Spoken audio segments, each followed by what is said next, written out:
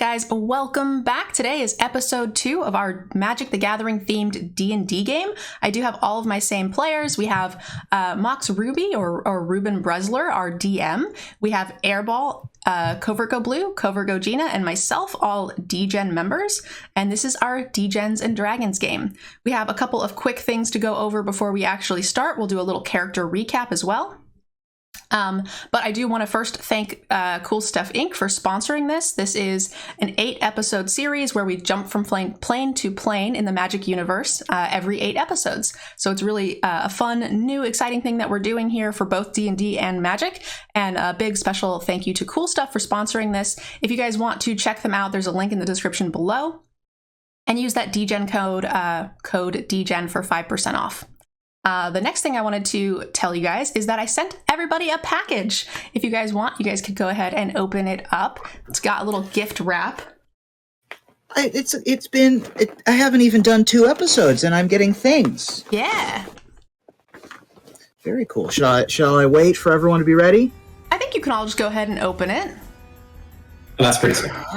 So this is a non-sponsor, but this is a player gift. I actually got one of these for myself and I loved it. So I reached out to the company and told them that this product would make a wonderful gift to my players, and they loved what we were doing and wanted to share their journals with you guys. So this is the Hero's Journal. Comes in a neat little book and a bookmark and everything. And again, this is a non-paid sponsor. It's just a player gift. So and it's a wonderful product. Lovely. So what it is it's a D&D type themed adventure written in the form of a journal. So you play a D&D character in your own journal, and you can talk about your different things that happen to you throughout the day. Today's allies, like coffee. Today's enemies, like a meeting. It lets you map out your story. You can color in the pages, and as you do, your little character in the book goes on a little adventure. It's super cute. Amazing. So I wanted to get you guys this for you can use it in any way you'd like. You can journal if you're a journaler, or if you guys wanted, you guys could take notes on our episodes about what goes on with your character. So that's how I plan to use my journal, is each day I will then do a little journal entry for what has happened to my character in that day. What foes I met, things like that. It talks about your quests, what your missions are, and it just kind of turns your life into a little bit of a D&D story. So it's pretty sweet. I highly recommend it. I'll put a link to it down in the description. And again, guys, this is a non-sponsored gift. So, check it out if you're interested. No pressure. I have no links or discount codes for you guys, but it is really sweet. What do you guys think of it? I love it. Cute. It's so cute. It's adorable. I love the illustrations. This is brilliant. There's all these sweet little quotes in here. Oh, if I look back, I am lost.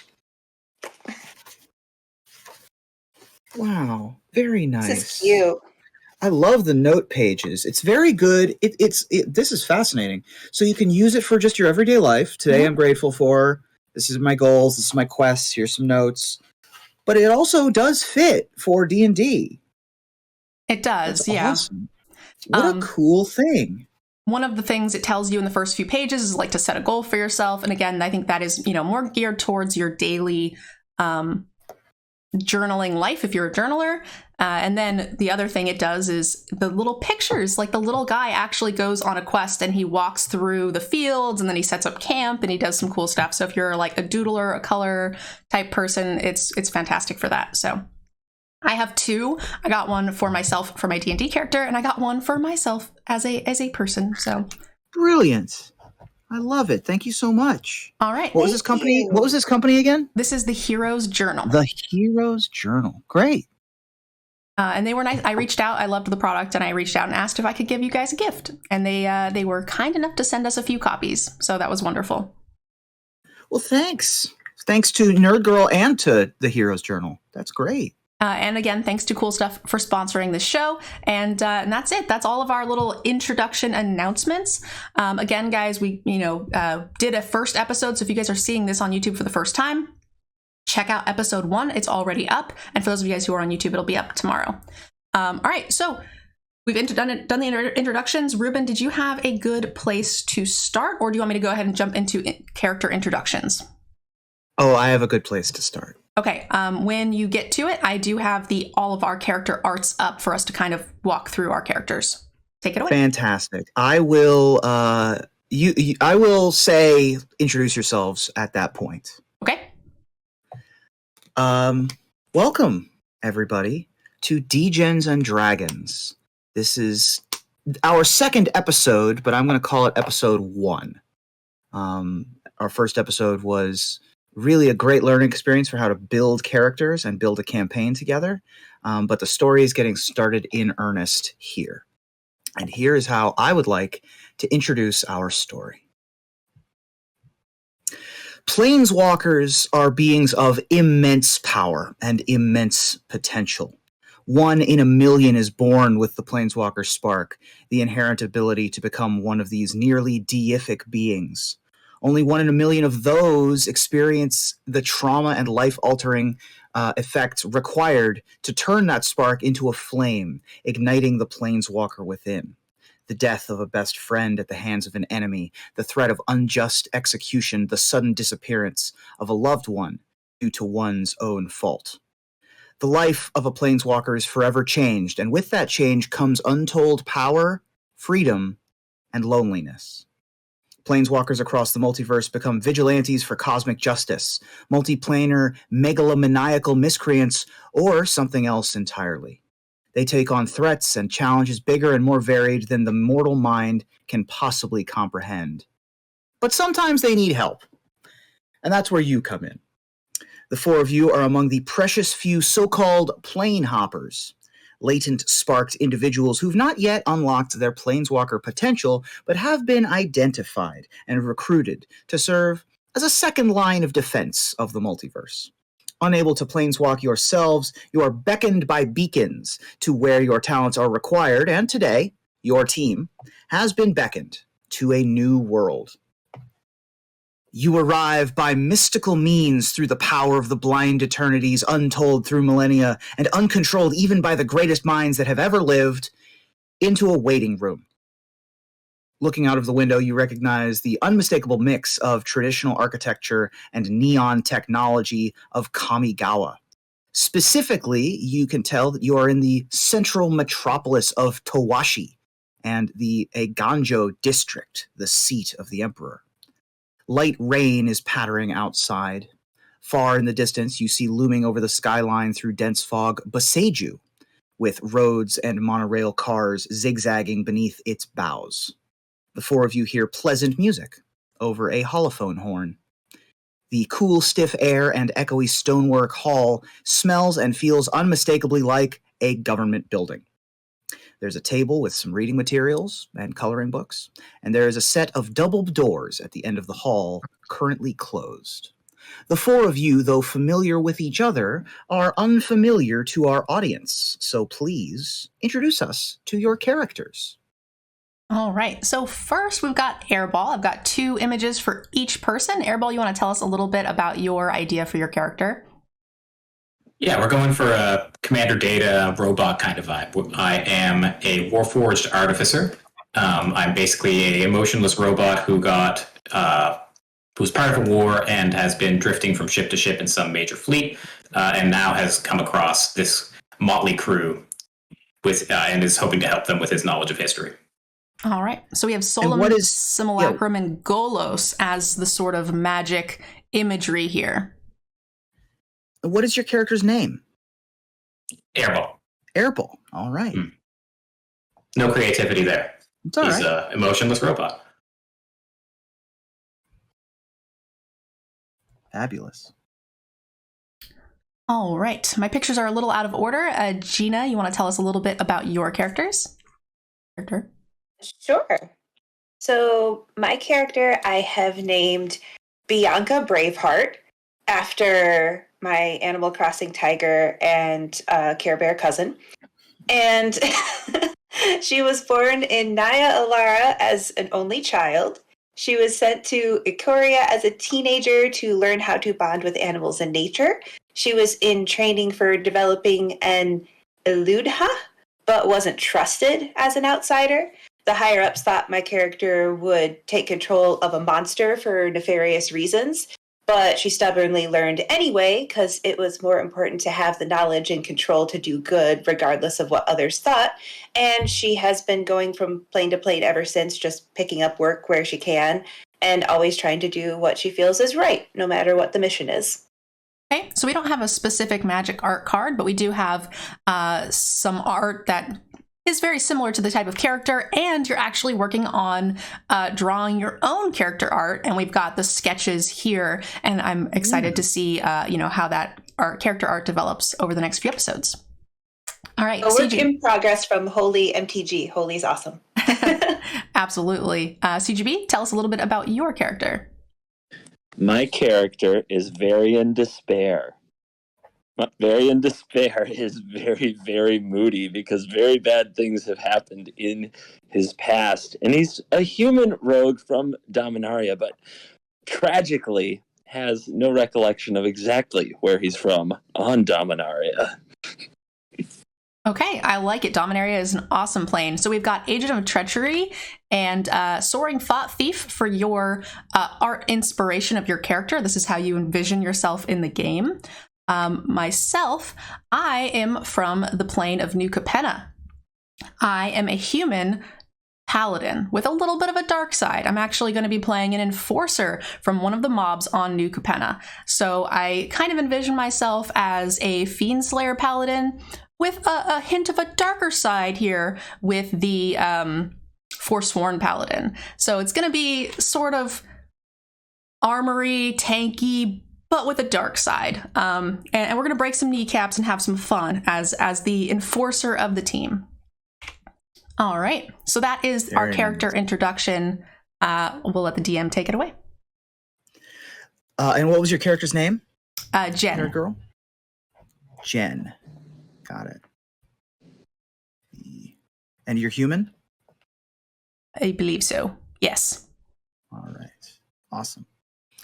Let me see. Neutral. All right. Cool. Just taking some notes. So you are in this waiting room. There is today's newspaper. There is some old magazines.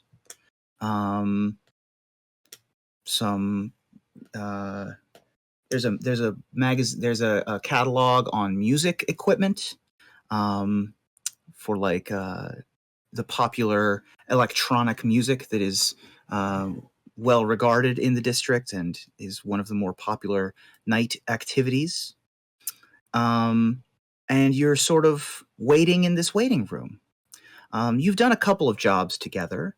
But most of you, I wouldn't say, have been here before.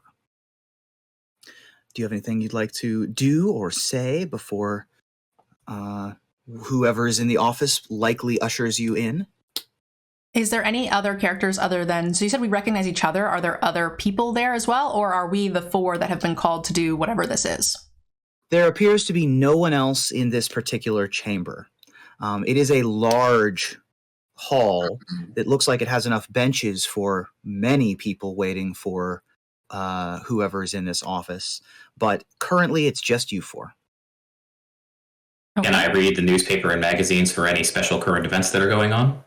Sure.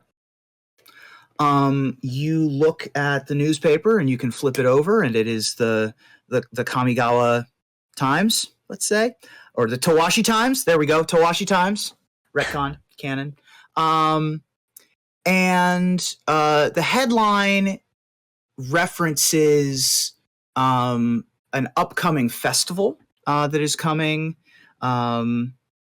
for celebrating the end of the Kami War, which was an event that took place a very long time ago. But it continues to be a yearly festival. You also see that there is an upcoming announcement from the Emperor herself concerning sort of like a State of the Union style address, addressing some of the concerns of the uptick or the perceived uptick in crime in some of the cities and more urban areas. And then there's a bunch of sports scores of various kinds. And actually, would you be familiar with the sports of Kamigawa? You are from I think Kamigawa, right? Yeah, I think I'm familiar with just about everything that comes in written form. Great. So you see that there is effectively what amounts to motorcycle polo, sort of like a rollerball kind of arena experience, and that appears to be one of the more popular sports. And mostly it's off season right now for that. But you see that there's a lot of free agent signings and a lot of dealings between the clubs trying to jockey for position in the upcoming season. You also see that there are wrestling results between sort of one-on-one matches, more traditional style sumo or Greco-Roman wrestling is more popular here in Kamigawa than professional. And that's what you see. Nothing particularly untoward, I wouldn't say. Are you looking for anything in particular? Just a heads up on what events might show up later. Sure. I want to ask Airball if I want to be like, hey, Metalhead, is there any music in there that resembles Joy Division or The Cure that can help me get nice and moody? I only hear bongos, CGB. I'm sorry. I'm also curious if they have like the Real Steel with Hugh Jackman type of wrestling with like giant robots. Sure. You definitely see bot fights. Like there is definitely an entire magazine dedicated to sort of these kaiju battles. Yeah, like Big Hero 6, Real Steel, like the you get in the mech and then the mech's kind of, it's like BattleBots, but you're in the BattleBot. There definitely are those, and that's a very popular pastime as well. Looked on less as a sport, I would say. That's probably more the professional wrestling equivalent, although it is very violent and car crashing, but not nearly. Yeah, Monster Truck is a great version. Yeah, exactly. Yeah. Pass me that section, please. I'm getting really bored in here, and this music is not doing it. So I am sitting there kind of like slouched, arms crossed. I do not want to be there. My boss sent me, I don't know what this is, but they tend to like to work with other planes and keep allies and things. So I was told there's a job here that needed doing, and my boss told me to go. So here I am. I'm standing, staring out the window at the rain. Very nice. After a little bit of puttering around and waiting for whoever it is that has called you, the door opens. And a well-appointed, nicely dressed, not fancy, but clean, government official, young man, glasses on the bridge of his nose, clean cut, a little bit of gray coming into his short hair, looks at you all and says, the boss will see you now. Please come in. Okay. I stand up and start heading in. I've got a lot of armor, so I'm a little clinking, but that's fine. Likewise. I've been pacing, so I'm eager to go. You can hear the whir of my servos as I follow the group in. Great. As you enter, you are welcomed into a beautiful half circle office. The wall that you enter through is itself the flat side, and the rest of the office has a 180 degrees of windows looking out over the Tawashi skyline. It is a very bright and friendly office, and there is a large desk that has 4 chairs placed in a semicircle in front of it. And behind the desk sits a woman that many of you will recognize. It is very tough to tell exactly how old the person you see is in front of you. She could be 20, she could be 80. She has stark white hair and a beautiful silken cape. and has what appears to be a sort of a business blouse on. And she stands and she says, "Ah, you are the 4 that I asked for?" It appears so. Please have a seat. Sitting down. I'll sit down. Sitting down sounds You said fun. we recognize her, so I'm guessing this is Tamio. No, this is the Wanderer. This is the Wandering Emperor. Okay. Human. Stay standing. Stay standing? Okay.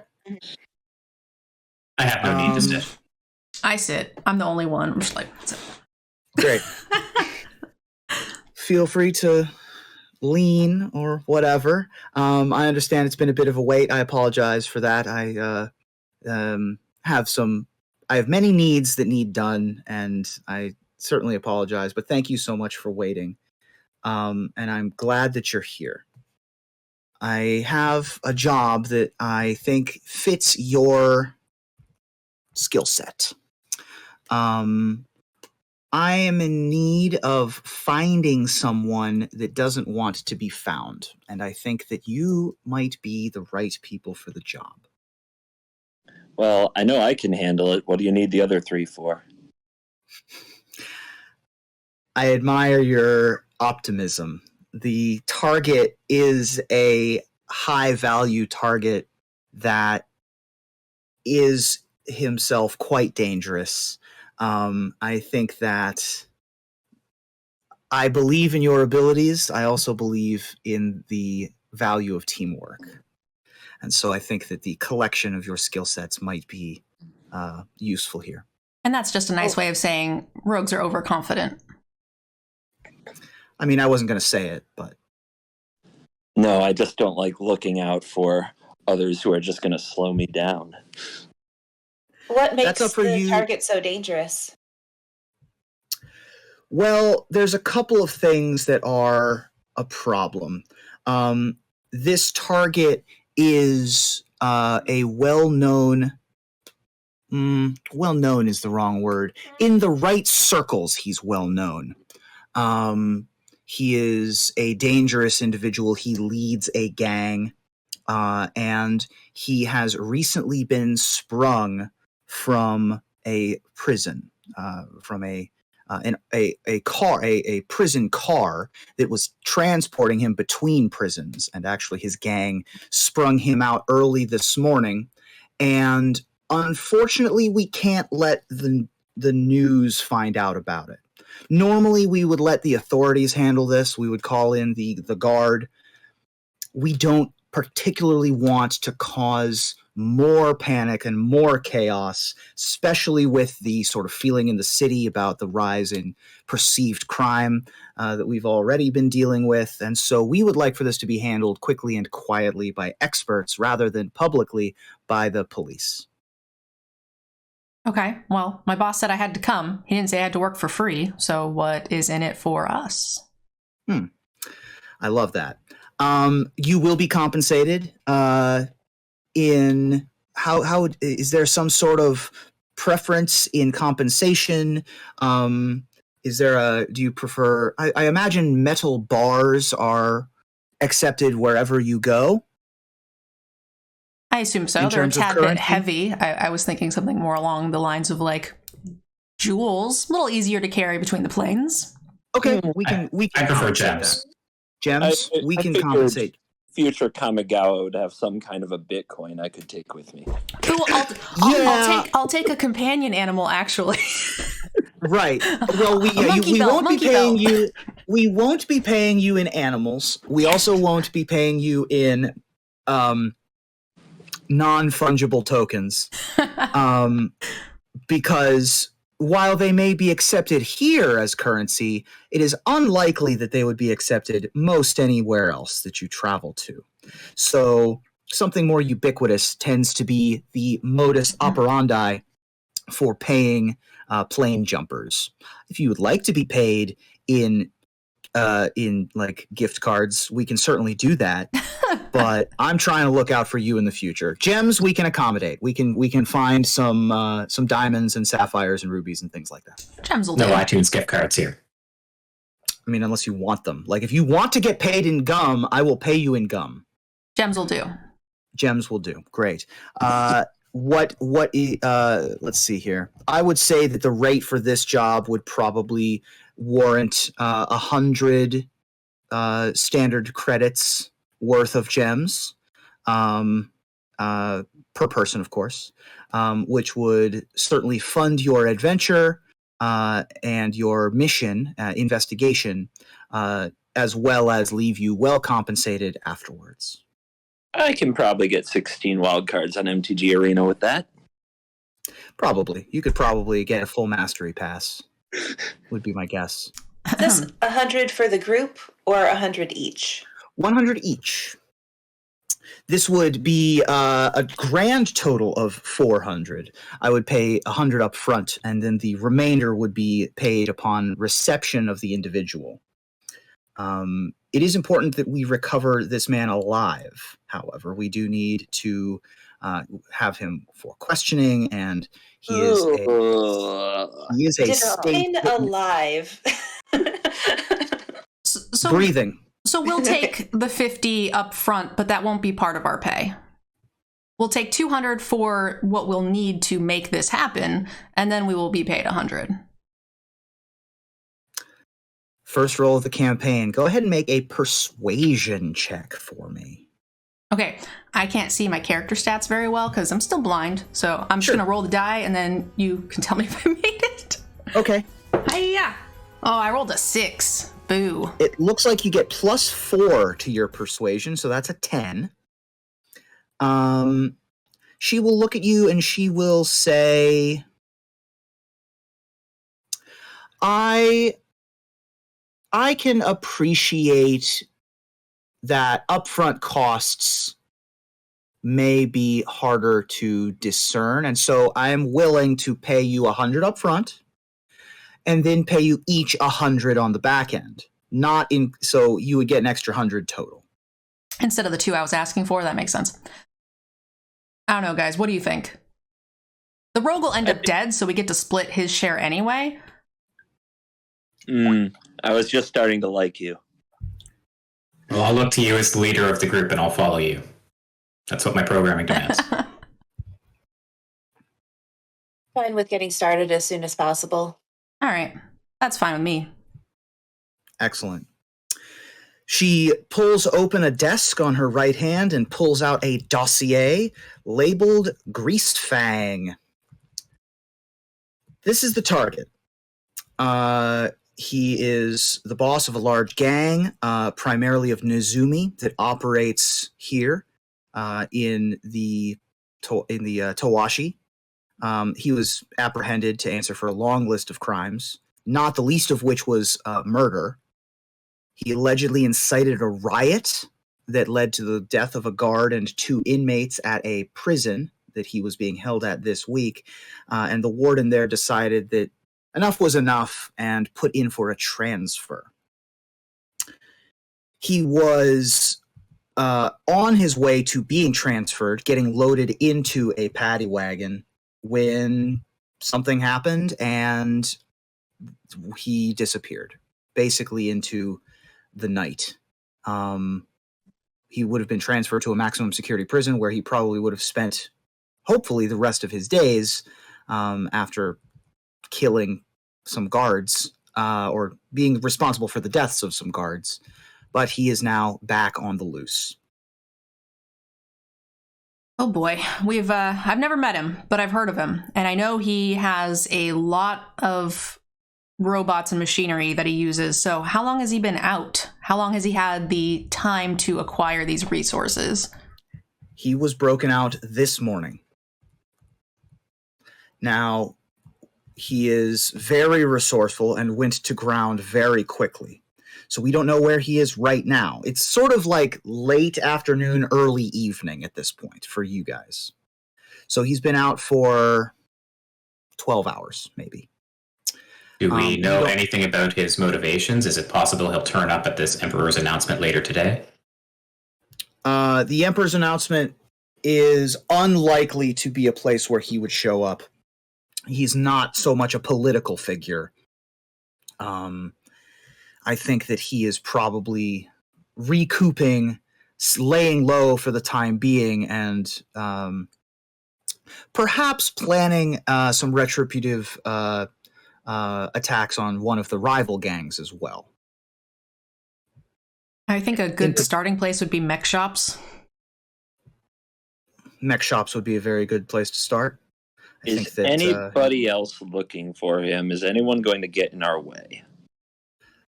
Well, possibly. One of the reasons why we wanted to bring in specialists was so that it wouldn't attract untoward attention. However, it's likely that word has gotten out in the underground. The Okiba gang getting their leader back is a big deal. And so one assumes that the various other groups would be interested to know that he's out. I don't know if they know yet, but it's only a matter of time before they catch on and catch wise. Of the folks that would be most interested to know that Greasefang is out, the Mudakai Reckoners would be very interested, especially Tatsunari. I think that is possibly their most fervent rival. They fight over territory a lot, but there are many organizations in Kamigawa that would like to get their hands on Greasefang. Okay, so we've got some rival gang action, but I'm going to assume, Emperor, that you're going to keep the law off of our backs while we do our job. I have informed my chiefs that there is a special team who is not to be bothered on this investigation. However, it is still up to you to maintain a low profile. If it becomes apparent that something is happening, there's nothing that my men and women can do to prevent a situation in which they have to arrest you, for example. If you are causing a scene, if you're causing a lot of destruction, the police will have to arrest you. So stay off the radar, and if you need to, you can show them this. And she will present 4 essentially like credit cards almost, or identification cards. Get out of jail free card. They have like metal etching at like 45-degree angles in them, and they say, well, they don't say anything on them, but they have, I'm with her. Right, they have a computer chip in them. And the Emperor says that if you are ever bothered by the police and you are in enough of a private situation that you're able to show them this should suffice. If you're looking for a low profile, why did you call Cat Lady here? He does stand out. There are specific I specific circumstances that require specific teams. You 4 have worked well together in the past, or so I've heard, perhaps not as well as I'd mentioned, looking kind of askance at Varian. But you have experience with gangs. You have experience with gang bosses and gang activity. You have experience with stealth and espionage and searching and looking in dark places and weird corners. You have experience with the knowledge of Kamigawa. You have a reservoir of information at your disposal. And, forgive me, but if you want to catch a rat... It's obvious. Fair enough. Fair enough. All right. So, I think that's all the information I need. I thought we were catching Greasefang, not a small rodent. Humor's not going to work here on this man. Greasefang is a Nizumi. This is going to be a long mission. If you require anything from my offices, please don't hesitate to visit the vehicle bay downstairs, as well as the armory or the inventory. Please let me know how my people can be of assistance. All right. And last thing is there is going to be a delivery point for the apprehended, Okay. which is in the dossier and slides the dossier across the table to you. Airball, you know where the mech shops are in this town? Processing. I believe so. Great. Roll a, I guess this would be history for you. Okay. Could be Girl, you want to intelligence, roll or for me? could be intelligence, could be investigation as well if you're instead looking for them. You rolled a 10.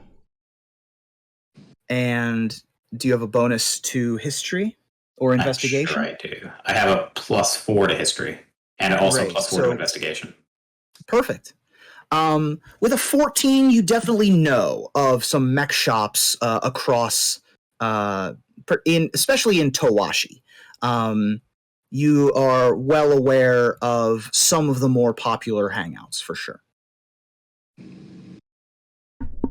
Okay, great. We're going to go to Hank Yoshido's mech shop on the corner of Portage and Main. Hank Yoshito Tech Shop.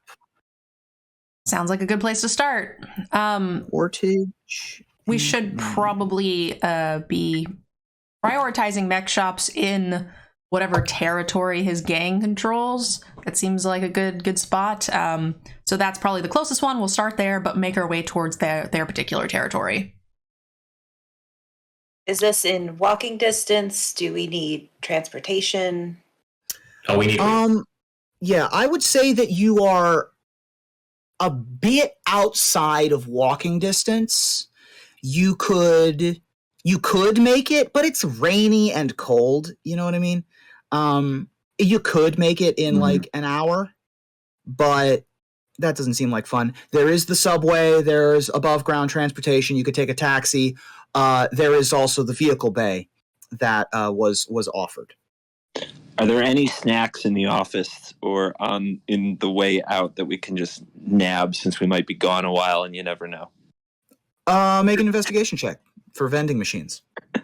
While he's looking around, I'm just going to say we should probably get a vehicle because the last thing I want to do is smell wet cat for the rest of this trip. How do I investigation check with that? You roll a d20 and then you'll add your bonus that you get to investigation, which will be in that second column of your character sheet. In the second column.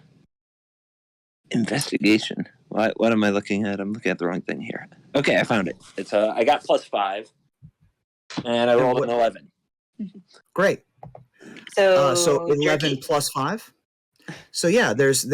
What are you looking for? Oh yeah, I want jerky. whatever. Great. There's jerky. Yeah, jerky's great. Love some jerky, some almonds. Really into some nuts if those are salty. They've got some almonds. They've got some jerky for sure. All the salty items. Let's go. They've got wasabi peas, which I love. You got to grab this stuff. We don't know when we're gonna eat again. Okay, the food might be horrible on that side of town. I tear into the jerky right away. Perfect. Oi. So you are able to grab some snacks. Great. Anything else you want to do while you're here? Let's head to the vehicle bay. All right. So you can head downstairs to the vehicle bay. And it is it's pretty, I mean, this is like a parking garage, right? So this is a well-appointed and well-cleaned place that gets dirty very quickly because cars are just like, driving in. There are high-speed bikes. There are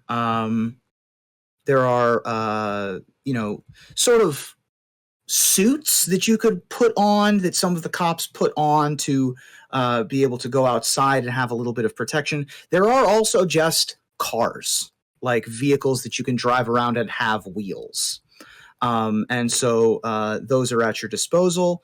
There appears to be there doesn't appear to be any people down here. However, there is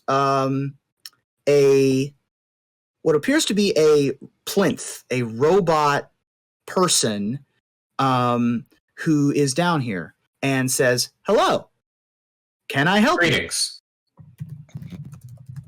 Greetings. You talk to it, Airball. You're probably related. Okay, that was kind of funny. Designation, Airball. Opportunity, vehicle. Would you like a vehicle? Would you like 4 vehicles? Or would you like transportation? 4 vehicles. I think we should take 2. 2 vehicles. 4 vehicles. All right, whatever you guys want, but I mean, 2 of you guys are not particularly athletic. I don't know. Do you guys drive so well? What does being athletic have to do with driving? Side note, I kind of assumed that would be good for like car chases, being all quick and agile. I'm guessing it's an athletic check? So the way that vehicle combat or chases work is are you proficient with the vehicles? Some characters are, some characters are not. That is a specific thing that you can be proficient in. That means that you would add the +2 bonus to whatever the check is. As the Dungeon Master, I would decide whether something is a different type of check or not. Traditionally, a vehicle check is a intelligence check to be able to know how the direction is that you're turning. Depending on the type of vehicle, it could be an athletics check to be able to like really wrench the steering wheel. It could be a dexterity check. Okay. If you're driving a tightly turning vehicle, things like that. I also Our requirements are. Go ahead. I would assume Airball would be proficient at vehicles, but maybe not exciting in like taking risks in a big chase. And maybe that's the difference. And that would be the point where CGB or Jen would jump in instead. The more I think about it, I don't even want to drive. We can go with 2. I can see your character just kind of like brooding in the back seat. It's fine. It's fine. Just eating his turkey. Share my turkey. Crap. And I'm not a driver, so. I actually think, don't I have some sort of proficiency with a vehicle or something? You do. You are proficient with land vehicles. There we go. All right. I guess I have to drive, guys. So do we have like a mystery machine van and you can just be the driver? God damn it. Well, let me ask the robot for recommendations based on status and based on which one's quietest and which one would be better in a street chase. Processing. Options include high-speed hover bikes, seats 1 each. Brute suit, seats 1 each. Dragonfly suit, seats 1 each. Surge hacker, seats 4. And looking at other magic cards, hold on.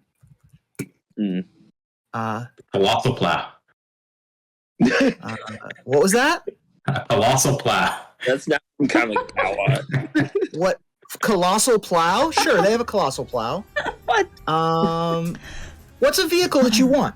Like, what's a? Let me see what there is that's good. We're not giving you an Esika's chariot. No. The Surge Hacker is pretty boss. It has menace. That would only seat 2 anyway. He's a 4. The Seeker's Chariot? No, Esika's chariot. Oh, that's true. If it depends on which version of Esika's chariot they have. Well, you know which one I'm voting for. I guess they would have. Yeah, you can take a Surge Hacker Mech. That's an easy one. And so from around the corner, this robot tugboats into view a vehicle that, while it has wheels, its wheels look like they're made of arms, and as it comes to a stop, the arms unfold and it sort of like comes to a resting position in front of you. Do I notice any issues with the mechanics of the vehicle? Anything in the way it's about to fall off? Make an investigation check. Okay, Or using whatever skill you think would be useful here. If you have proficiency with something like tinker's tools, perception would be fine. You rolled a 1, so... Excellent. Oof. So that's a 5. This vehicle looks great.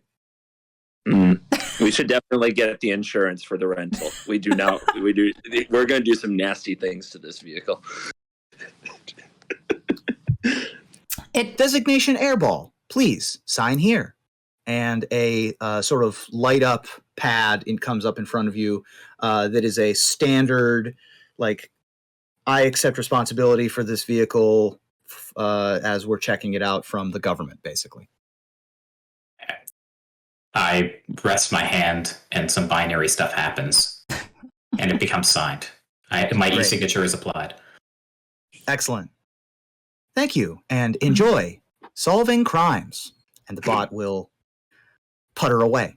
How did he know we were solving crimes? It's like Scooby-Doo themed, like the, You're a police station. Oh yeah, it's definitely mystery got, machine. Yeah. It's definitely light blue, green, and orange. And it says, it says the mystery machine on the side. Yeah. How are the gas levels? Do we have to like prepay a tank of gas? No, it's all electric. And know. It looks like it's fully charged. Beautiful. All right, this is going to be a long time, and I would really like to get off this plane. So let's go ahead and get going, guys. I hop into the driver's seat, seeing as how I'm the one proficient with land vehicles, apparently. Backseat, let's go. In we go. All right. Who's in the who hops into the pass? Okay, that's what I meant. All right. Excellent. So you are able to start up the mystery machine and start driving, and you are headed. You're headed down Main Street all the way to the other side of Portage, where Hank Yoshito's tech shop is located, as your first stop on your investigation, looking for Greasefang. This would be a good place to take a break, I think. Okay. So I think that we can take a quick 10, and we'll start again at 2. And everyone stand up and stretch and refill your waters, and we'll be back. All right, sounds good. I'm gonna keep sitting here, so you know, if you guys want to stick around, you can. Yeah, and if anybody has any questions or concerns thus far, I'm happy to answer. Mm-hmm. As people turn their cameras off and stuff, everything's going to get kind of flipped around a little bit. Mm-hmm. looks like somebody wanted a mind link mech. That would be interesting. I don't know how I would make. How would you do a mind link mech in D&D? Is mine? I'm bad with card names. Is mind link mech the one that like pays 2 to tap to draw a card? No, that's Reckoner Bankbuster. Oh, yeah. Mindlink Mech is the one that, like, you crew it with a creature, and the Mindlink Mech becomes the creature. Except for that it's a 4/3. Except for that it's a 4/3 flyer. Okay. Right? So it would be like... No, is Mindlink Mech the one that, like, crews other vehicles? Oh, is that what it is? When it crews, is it the blue uncommon? Let me look. I'm very bad. Mindlink Mech. So Mobilizer Mech is the one that, I mean, there's 2 M mechs in this set that are blue vehicles. So easy to confuse. Mobilizer Mech is the one you're thinking of. Gotcha. Real quick, for those of you guys popping in, welcome. I have been MIA for a little bit. I had some LASIK surgery. If you're confused as to why I have glasses, they have no lenses because I am not comfortable with my naked face yet. So, short streams for the next 2 days. I am still having some trouble seeing the chat, so we're kind of just piecing this together. And if you see me squinting really close to the screen to try to find my stats, that's why. I had a LASIK a couple of days ago, and I'm just still recovering. It was the PKR, which is the much longer recovery time, and your eyes have to heal because they don't have the like extra flap thing that helps make your recovery time like a day.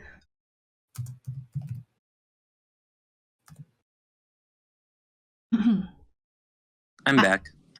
So someone's saying, I'm new to D&D. Any advice? We are mostly new to D&D as well. We've got Ruben, our DM, who's an expert. We have CGB, Covertgogina. It's hard to shorten Gina's name. And Airball, who've never played any D&D at all. I have played casual D&D, 3.5, hundreds of hours, but very casual. Never like above level 10, no net decking type stuff. And I've never done anything like futuristic. Our D&D campaigns were always set in like classic D&D. So this will be my first time ever dealing with like mechs and weird things that are not in a classic fantasy setting. So this is a good place for you to start because Ruben is kind of teaching us all as we go. Yeah. Any advice? Well, how many times did we roll dice in that first hour? 3? 4? Yeah. Yeah, 3. Not a lot. The most important thing is to tell a story, tell a compelling story. Stats and dice rolls will help, but the most important thing, particularly outside of combat, is to be on the same page with you, your DM, and your fellow players, and tell a compelling story. It's mostly improv. So when your teammates want to figure out how to do something, figuring out how to do that with them or make it compelling when you disagree is very important. Knowing the 3 things that you roll the most often are going to be probably perception. So knowing your perception score is very important. That's pretty much like your peripheral vision. Like, do I pick up anything happening? Do I hear anything? That's perception usually. The second most common is whatever your attack roll is, whatever you usually are attacking with. So knowing what your bonus to attack is and what damage dice you roll when you deal damage is going to be very important. Do you have a dagger? Do you have a sword? Do you have a bow and arrow? Right? Do you throw magic fireballs at people? Knowing those quickly, definitely going to help you be on your toes. And the third most common thing that you're going to roll is probably initiative. Initiative is your dexterity plus whatever you roll, usually, unless you have a specific feat or a specific magic item that gives you a bonus to that. Knowing those numbers in your head are going to be really helpful. And also, knowing quick math. As Magic players, we're pretty good at quick math. Oh, you attacked me for 7 and I was at 24? Great, I know what my life total is. D&D is, all right, I have a +7 to hit and I rolled a 12. I know what that is. I rolled 2d6 plus 4. I rolled a 4 and a 4. So how much damage do I do? I know what that is. All of that kind of stuff is very helpful. Aha, Duck is angry, suggesting my current peripheral vision stuff is -2 because I'm mostly blind. Thanks, Duck. I appreciate you. For those of you guys who are just coming in, just to give you guys a heads up, if you missed episode 1, it'll be on the YouTube channel tomorrow, and this will be posted a week later. This is a weekly show where we are doing ideally 8 episodes on a particular plane, doing a particular job or mission or whatever, and then we will be plane jumping, shifting, whatever. And some of our players will stay behind, some of our players will change, we'll get new characters, and then characters kind of come back and forth depending on what we're working on. So we'll be bringing new players into the Degens and Dragons, assuming we get renewed for a second season. If you guys are interested in supporting the show, you guys can check out the sponsor, which is coolstuffinc.com, and use the code DGEN to know that we sent you guys, and that'll help get our show renewed. And then also, the other thing you guys can do is check out the Degen Patreon. That is sort of a fund that we use for the Degen to host things like the D&D show, EDH games, things like that. So if you guys are interested in supporting the Degen team and this show, those are the 2 things you guys can do if you're enjoying it.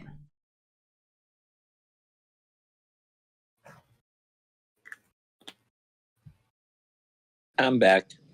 Welcome back. I think we're just waiting for Covertgogina. We posted some links there, guys. All of our people are our 3 players are all streamers. Make sure you guys click those links. And then there's also a link to Ruben's Twitter account that we'll post, and there'll be some information as well in the YouTube channel bio area.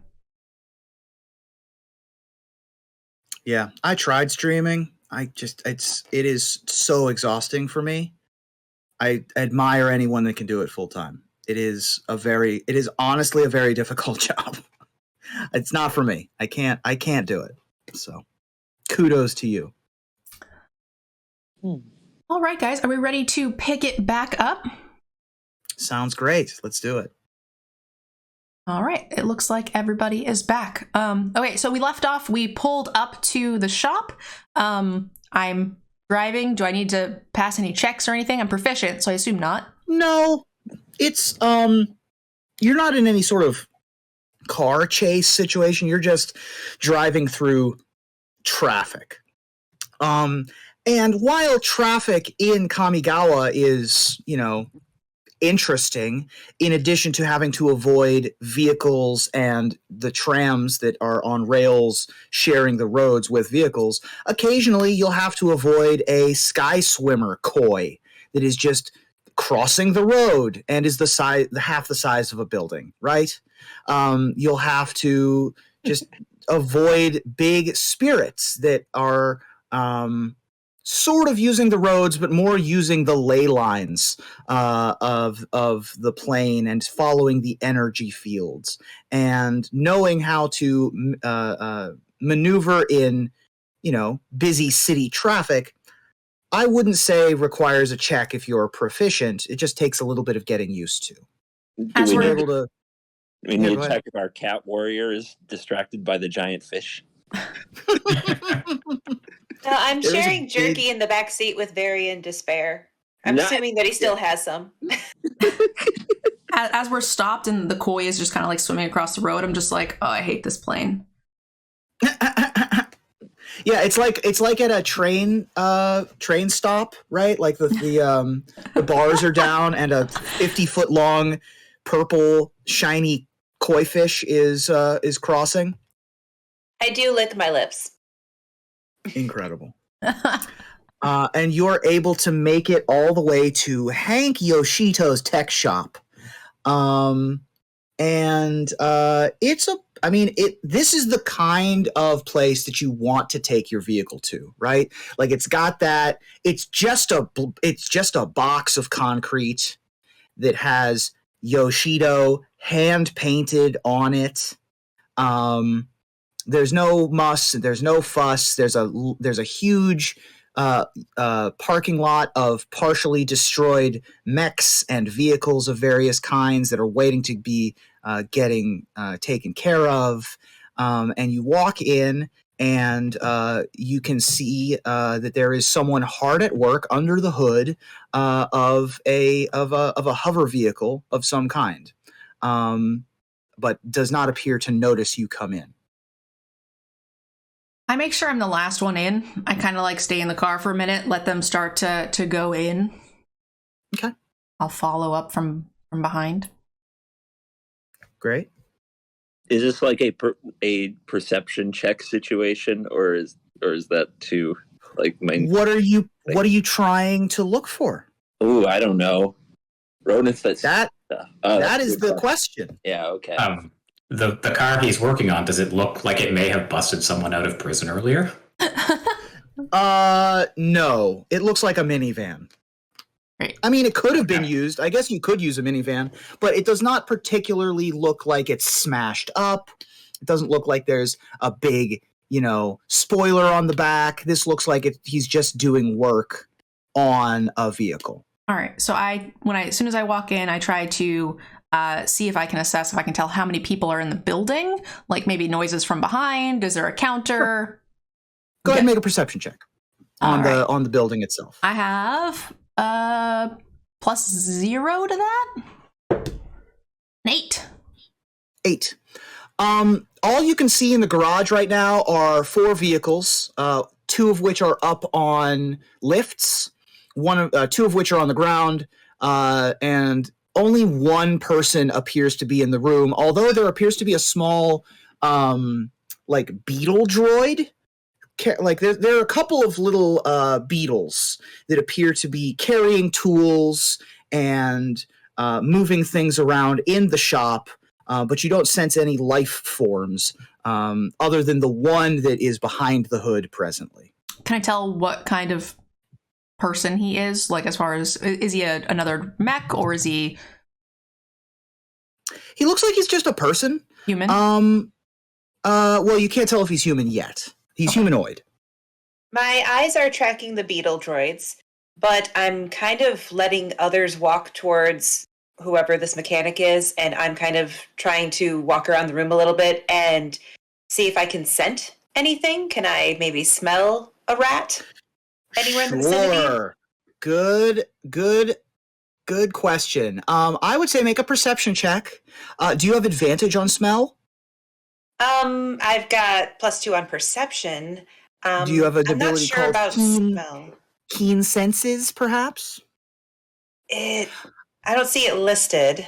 That's fine. I would say I'm going to give you keen senses. I think that it makes sense for your character. When you make perception checks based on smell, I'm going to let you roll with advantage.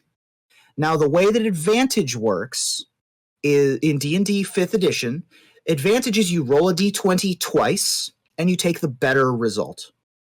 And then you add your bonus to that. A digital roll. I've got a 12 and a 19. Okay, the 19 is the higher roll. Is that with the bonus already added? No. Okay, so then you'd add your perception bonus. So 21. 21. And oh, by the way, for those of you paying attention at home, disadvantage would be the same thing, except for you take the lower of the d20 rolls and then add your bonuses afterwards. A 21 is pretty darn good. You get a good smell of this place. And you probably don't love the smell. You're from wide open plains. You're from Naya, Ikoria. You can see the horizon. And Tawashi, you can't really. Like, the skyline is everywhere. And especially in a mechanical setting like this, you smell grease, you smell gas, you smell burning engine, you smell cleaning fluid. With a 21, though, you do smell like air freshener. You smell incense burning. Smells a little bit like sandalwood that is attempting to do some amount of work to counteract the fumes, the noxious fumes that are in here.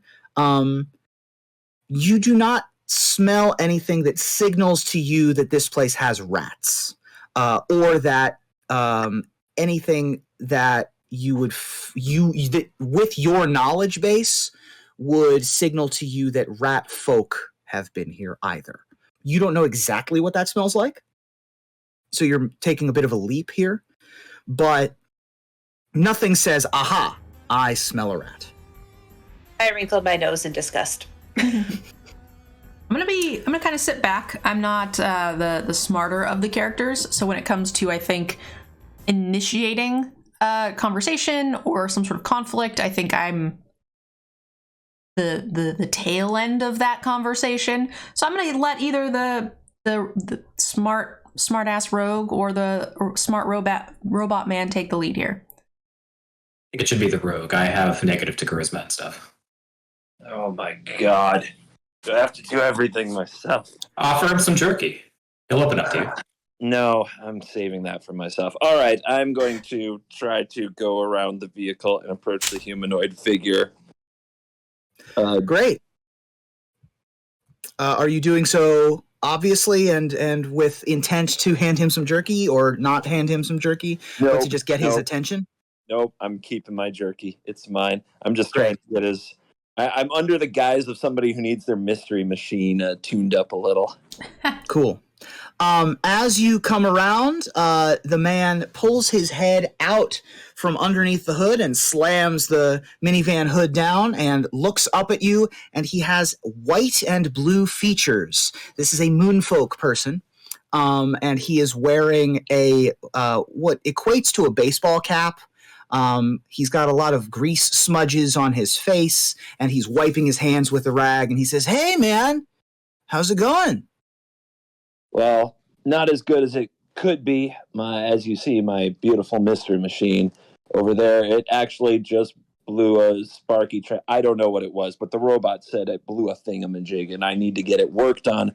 But I got some bad history with going by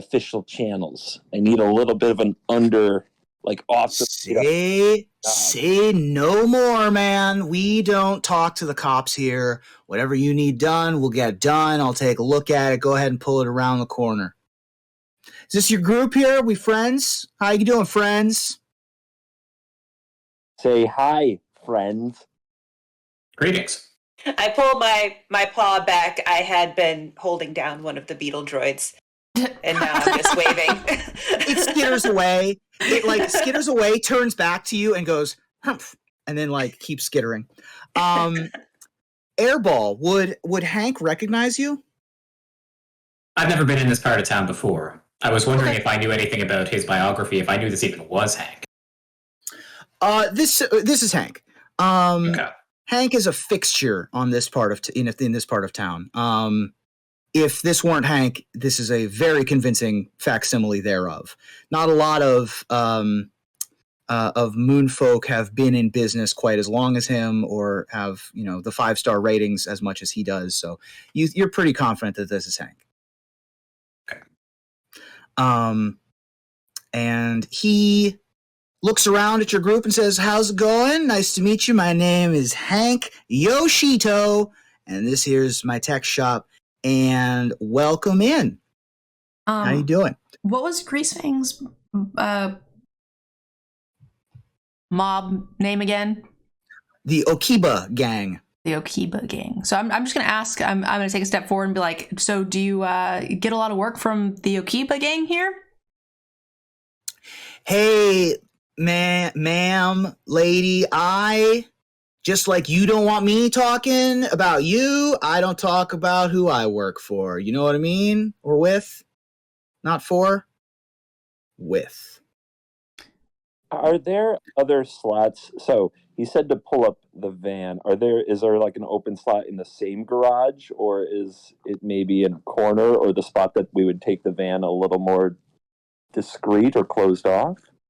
There doesn't appear to be an open slot in the garage at this point, but you could pull it up to the front, and then it would be right next to the garage.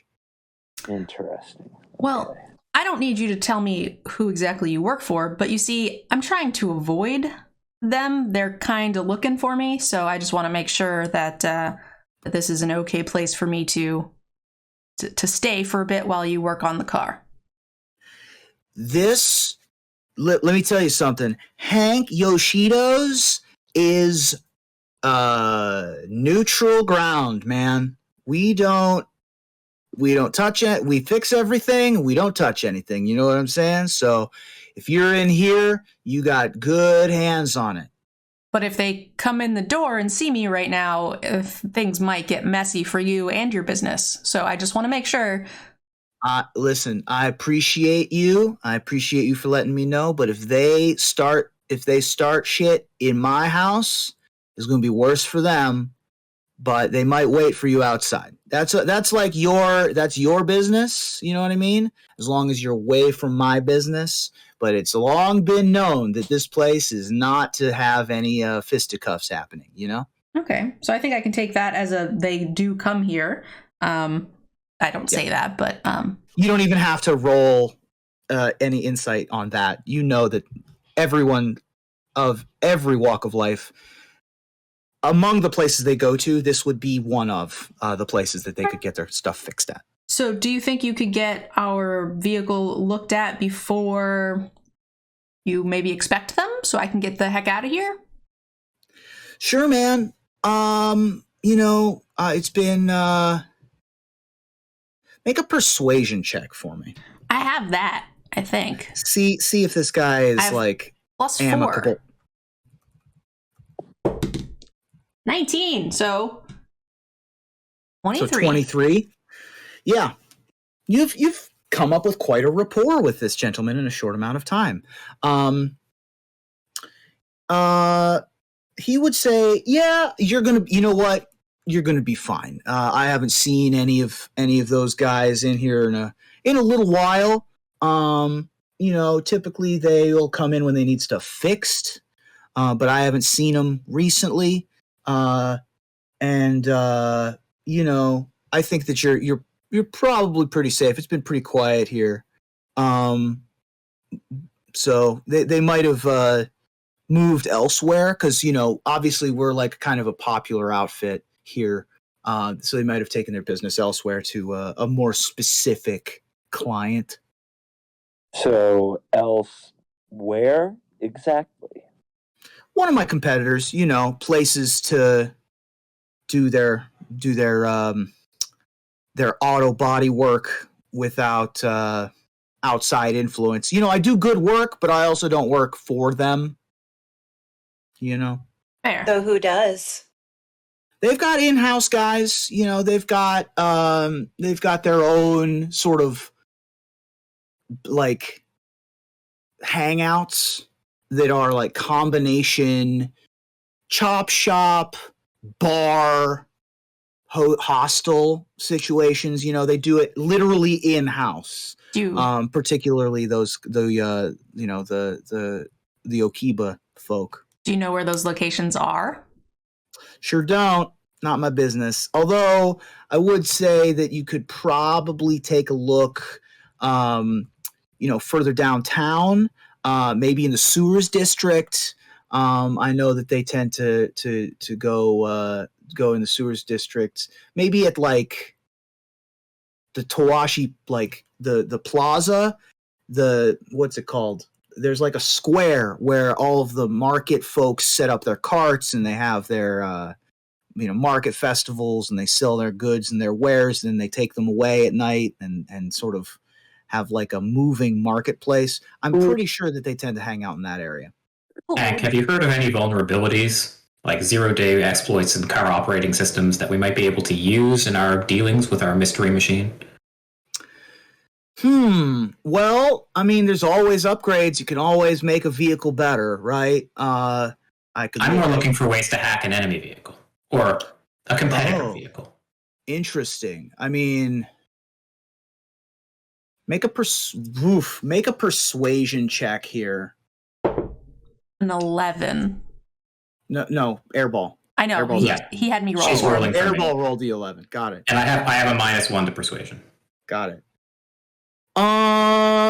Yeah, I wouldn't know possibly where to get that kind of tech. I'm a above board outfit. Of course.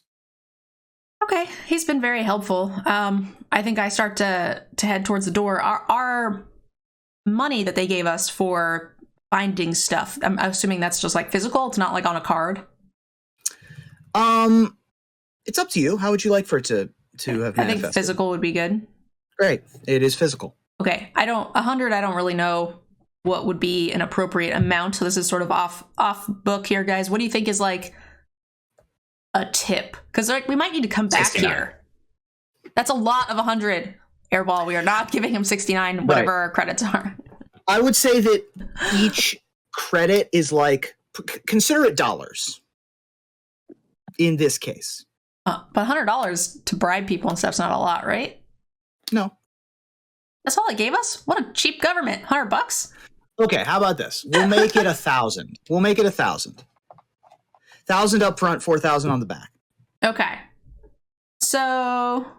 Except for that it is in so it is still 100 credits. It just is like one credit is $10. Okay. You know what I mean? Yeah. I want to give him something because I feel like he could be useful later. He seems to like us and he has a lot of information. So we could give him something, come back, get more information about like where things are. while you look in your pockets for something to potentially give him, can I look around if there's anything that he's just left around that I could just snatch? Okay. Make a perception check. What are you looking for in particular? Just anything? Oh, so I was trying to think of like some kind of, if technology is stored on like chips or something that maybe could do that hacking thing that Airball was thinking. Sure. All right. I would say make an insight check, actually. Make an insight check for me. Insight check. Okay, I have a +2 on insight, and I'm rolling a 20. Your D20, yes. Oh, I rolled a 6. Okay. You don't pick up. You don't know where Hank would keep his usual, his important stuff like that, and he didn't really, give you much in terms of a read as to where that might be.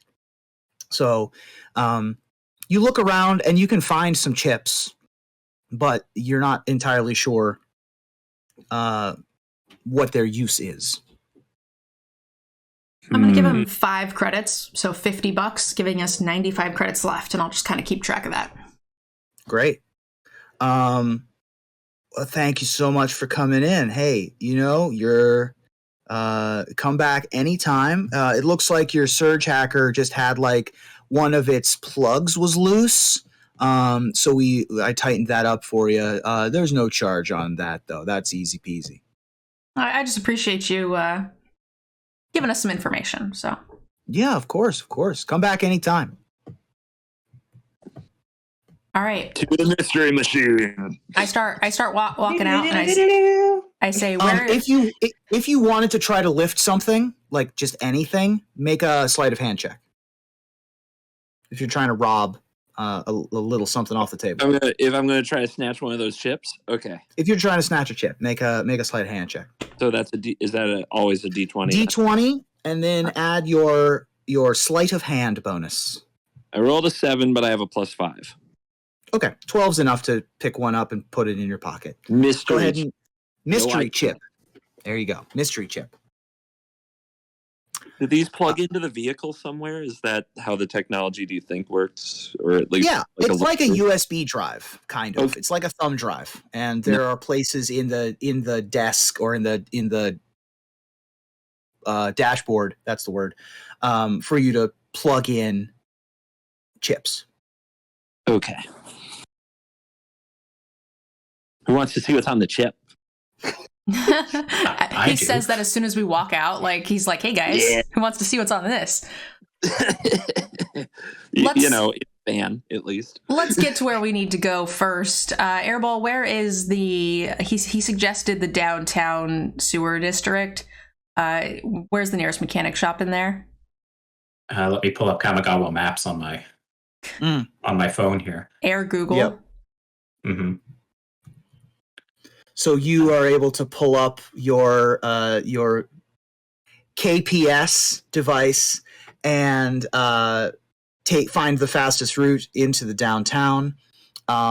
We are getting into the evening now, and it is hustling and bustling in Tawashi. It is a popular place, and you're able to get down to the market district where the normal daytime, perhaps farmers market stalls have closed up, but the nighttime stalls full of food and music and people selling kitschy shirts and interesting puppets and odd tchotchkes. The noise is raucous. The atmosphere is fun.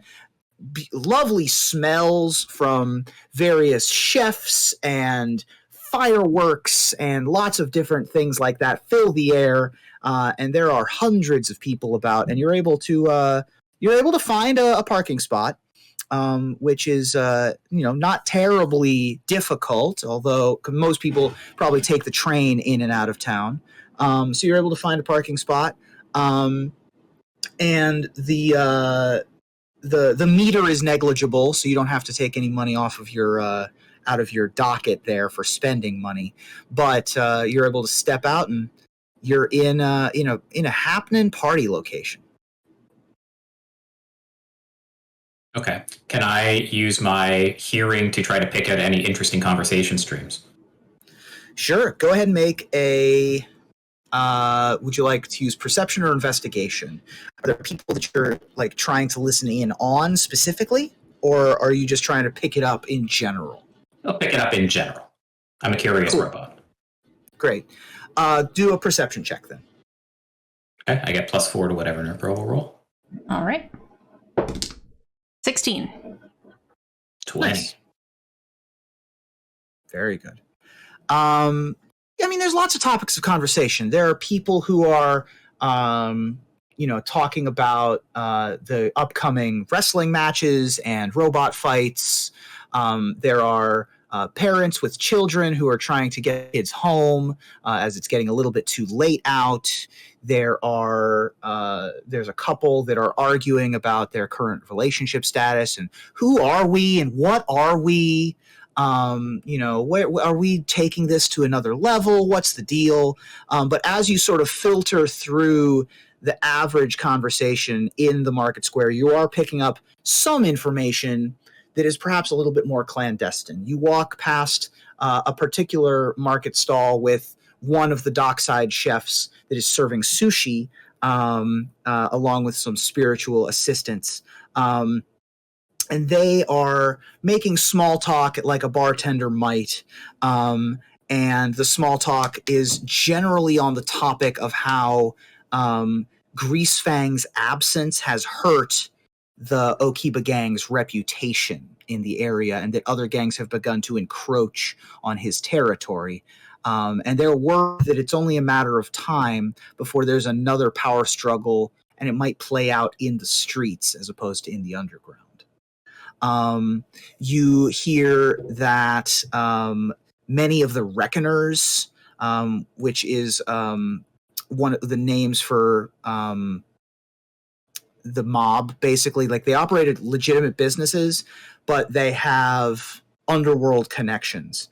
Many of the Reckoner gang groups or Reckoner groups are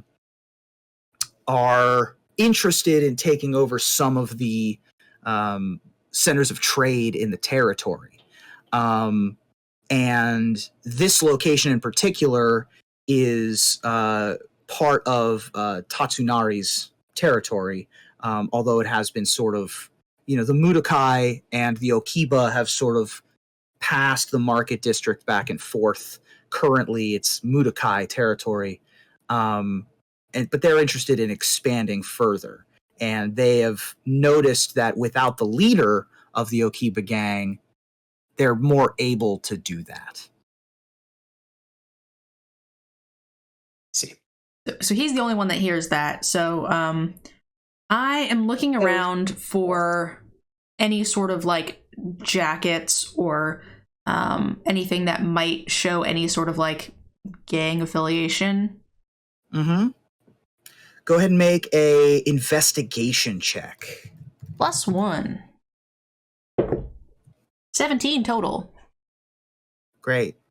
You look around and there doesn't appear to be anyone wearing any overt gang insignias, right? Like, it would be very audacious to be wearing a Okiba gang biker jacket out in non-Okiba territory, right? That would be pretty audacious. However, with a 17, you can see telltale, like, beneath jackets where a t-shirt might be, right?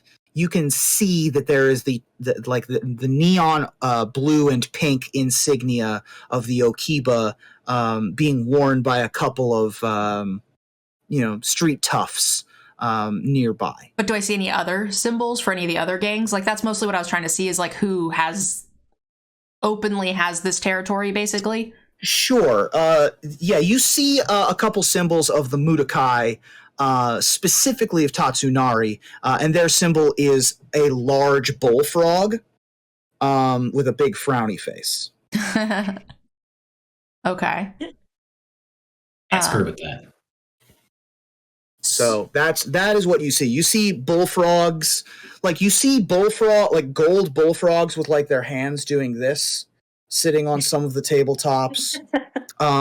You see little tchotchke bullfrogs that are for sale, little piggy banks. It is a common insignia here in the market district.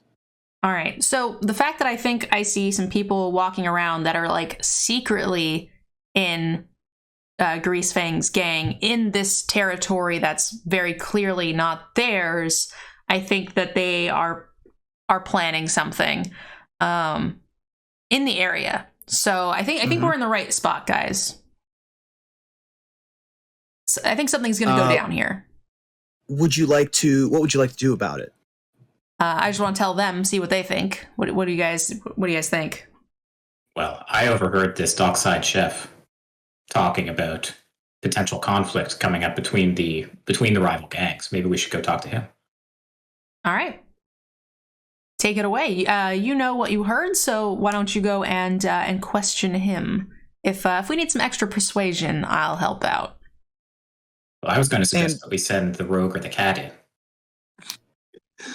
I put my hood up. I don't think that in an area with people who work for a rat that a cat will be welcome. So I'm trying to hide my identity right now. And so I do not want to be the first person to go interrogate anyone. I think we should send in someone covert. Interesting. Could you be more obvious about it? Well, we can go up. We could send someone covert to talk to the people wearing the blue and pink shirts. All right. At the bar. The blue and the pink shirts. And those now, sorry. Yeah, the blue and the pink shirts are the Okiba folks. Yeah. Right. They are the people who are working with Greasefang. They are outside of their territory. Yeah. You don't necessarily know where Okiba territory is, but it isn't here. This is more Reckoner territory. This is Frogtown. This is more Frogtown, exactly. All right. And it seems like the chef who is making some sushi, he's got like a big white headband on, making small talk with people. He's super boisterous and calm, but you can keep an eye on that pair of street toughs while you walk over. I still think the cat should come. All right. So I will add, Bianca, you aren't the only cat girl who's out at party night in Kamigawa. I mean, there's lots of people out. Probably someone wearing that headset is out. You know what I mean? Like, just has ears on their headphones, and they're like dancing to one of the street performers that has like a turntable set out. You're not an unusual sight. Okay. all right. All right, so I go with him. I'm going to suggest So here's- Airball, you go, Airball and CGB go talk to the bullfrog vendor. I'm going to go see if I can get anything out of these Okiba. Is that right? Okiba, yeah. The Okiba guys that are hiding about in the general area. All right. So it looks like we have two scenes to do. Would you like to do a chef, or would you like to follow into the alley? We'll let the Let's do the chef go first. We'll do the chef first. So it was Airball and Varian were going up, I think. I guess so. I think I was too. Oh, okay. So Yeah. the three of you all go up to the chef.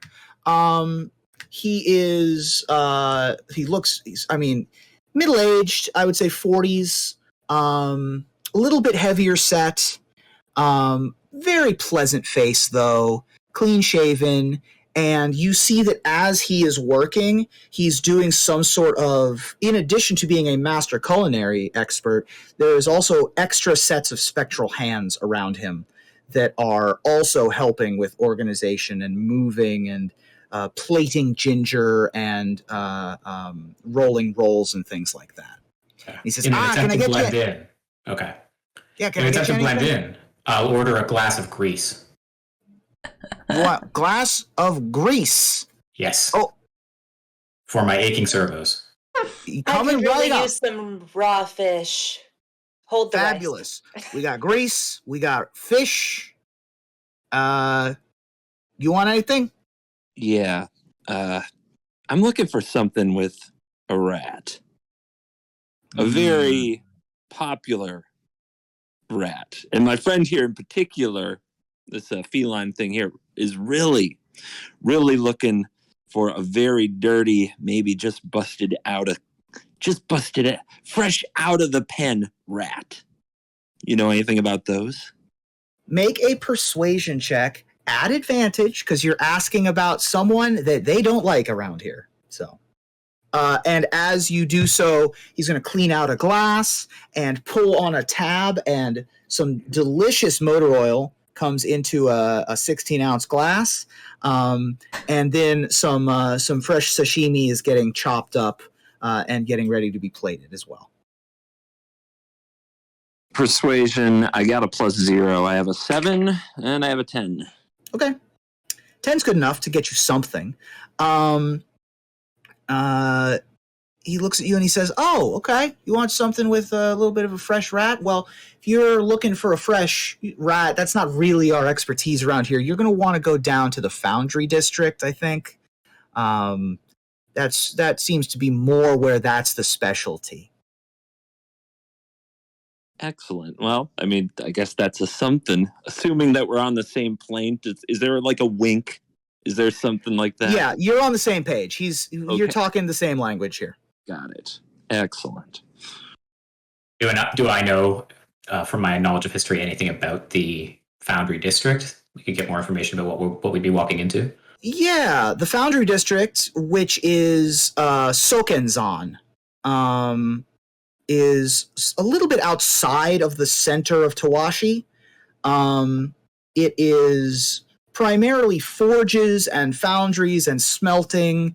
This is like the industrial part of town. There's warehouses, there's factories and things like that. You're not particularly aware of like who lives there, but that is the industry that's there. I'll find better motor oil. Yes, in that area. probably. Okay. All right. We should head back to the mystery machine and wait for Jen, our fearless paladin. And maybe, since she's not impressed by the little chip that I stole, we can check the chip out before she gets back. We have to pay this vendor. Oh, yeah. Let's see here. 1 glass, 1 plate, and 1 rat served up on a platter. That'll be 5. Oops. 5's good. I think I had all the money, guys, just as a heads up. Well, you have all the money that was paid to you. You all have like pocket change. Is there? I think we can afford 5. There are other patrons there at the bar, At the right? desk, yeah, for sure. Yeah, can I maybe use a little sleight of hand and some stealth and just snap 5 from somewhere else? Yes, and put I in love front it. of them? You do a sleight of hand check for me. 10 plus 5. 15? Yep. Sure. Yeah, that works. You are seated next to a very like gluttonous fat ogre person who just has mounds of empty plates and is just going to town on plate after plate of delicious sashimi, and you are easily able to pull we'll say 5. Actually, you know what? Roll 2d6 for me. 2d6. 2d6. Love it. I have a 10. Okay, you're able to pull 10 out of his pocket. Nice. You know what, buddy? Have 10. Keep the change. Oh, you're too kind. Thank you so much. And hey, if you're back in town, stop by the Dockside Chef. I purr and place a hand on Varian's shoulder. Thanks for treating me. And I grab the fish to go. Great. Can I get No this problem. in a kitty bag, please? Right. Okay, beautiful. So you're able to get your meal and head back to the car. Meanwhile, following a pair of alley grifters around a busy place, make a stealth check for me, Jen. Let's see if they spot you trying to tail them. I has a +3. I got a have to beat a 5. I'm kind of clunky with my armor. Yeah, got to beat a 12. So Nope. did not do it. So as you're following this pair of just humans, just human individuals, one of them has like a big bouffant hairstyle, and another one appears to be a little bit shorter and more scraggly. They catch sight of you and begin to try to lose you. And they are going to duck into an alleyway. Okay. I'm going to try to go after them. I really want to get to talk to them. I don't think I'm going to yell anything, but I do think I'm going to try to follow them. And not particularly quiet or stealthy. What do I need for that? You're just going fast. You're not trying to be stealthy. You are able to round the corner and see as they turned into this alley, and it is a dead-end alley, but as you turn the corner, they are not there. Go ahead and roll a perception check for me. Ooh, my perception sucks. 0. 3. Oh, I lost them. Okay. Poop. You turn the corner. You saw them walk into this alley, and then as you turn the corner into the alley, they are not there. Okay, look around, see, is there like a fence they could have hopped, or do I think they maybe went into like an underground little door or tunnel or something? Make an investigation check at advantage because of how you phrased that. Investigation +1. All right, so I got a 19 total and a 9. Yeah. Because of what you specifically just said, which was I look for a fence and I look for if they went underground, you see literally a sewer grate sliding back into place. Great. Okay. I want a stealthy person. So I am going to go back to the car and I am going to ask that CGB go with me. I'm going to specifically ask that the robot and the cat stay behind. I'm going to explain, hey, I saw some shifty characters with the Oshiba gang go into a grate. I want to convince them that I am sent here by Mtgnerdgirl, my boss, to help out because we don't like the bullfrogs having too much power. So we've been sent to help to kind of even the playing field to keep Mtgnerdgirl up top. And I want the rogue to come with me. The cat is too obvious, and the robot will probably not be very helpful. Ouch. Sorry. Jesus. At least All they right. got their food. It's true. They can snack in the car. Varian, can we hold on to that chip for you and look into it while you're gone? Nice. Sure. All yours. I think Mtgnerdgirl would send an enforcer and a shifty rogue to help the rat gang get kind of even the playing field. And it makes sense that like Mtgnerdgirl's boss would not want one gang to have too much power. I like it. So you are on your way down into the sewers with one of your compatriots. The other two of you are remaining in the car. Yep, we're With looking a into the chip. Okay. You're able to show Varian where these people disappeared. You can easily locate the grate. The grate is now back in place. Mm-hmm. And so it is not just there to be moved. You would have to lift it out. Okay, I go to lift it out. Okay, make a strength check. +2 for just plain strength. I would say you could do 19. athletics. You could do athletics here. 19, well, easy enough. Athletics is, even higher. 21. Great. You pull up the grate and set it off to the side, and below you there's a circular maintenance shaft that plunges down into darkness. There's an iron ladder bolted to one side of the shaft. It smells like a sewer. There's a very faint light visible at the bottom, which appears to be illuminating water at the bottom of the shaft. All right. I just look to Varen and I say, no matter how bad it smells, we won't be as bad as the cat. So I just got it Somewhere on I'm authority. hissing. I just got it on good authority that we could be finding Greasefang and Sokenzen, and you're saying I need to climb down into a sewer. Alrighty. Yep. Never a dull moment in this party. All right. So I just start going in. Kind of not super stealthy, just more quick. To clarify, there is no light source in this shaft. So as you get into it, Too bad about you didn't 10 bring the cat. Bet you wish you brought the robot now. I usually buy torches, but I don't actually think I did this time. Let me see. There's no light source in the shaft. The shaft goes down about 50 feet. Very deep underground.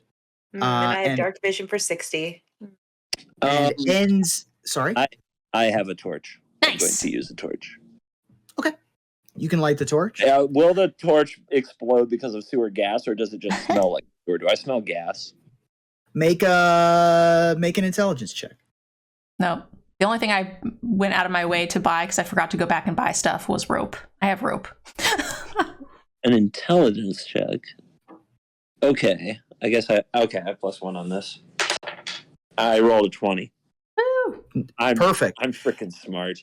You know, so this was a natural 20 to smell the sewer gas. God. So you are not unfamiliar with dark, dank, dangerous places. So you know what type of dangers lie beneath the surface. This is your element, right? You are easily able to pick out that not flammable. This is not a refuse tunnel where methane is going to explode, right?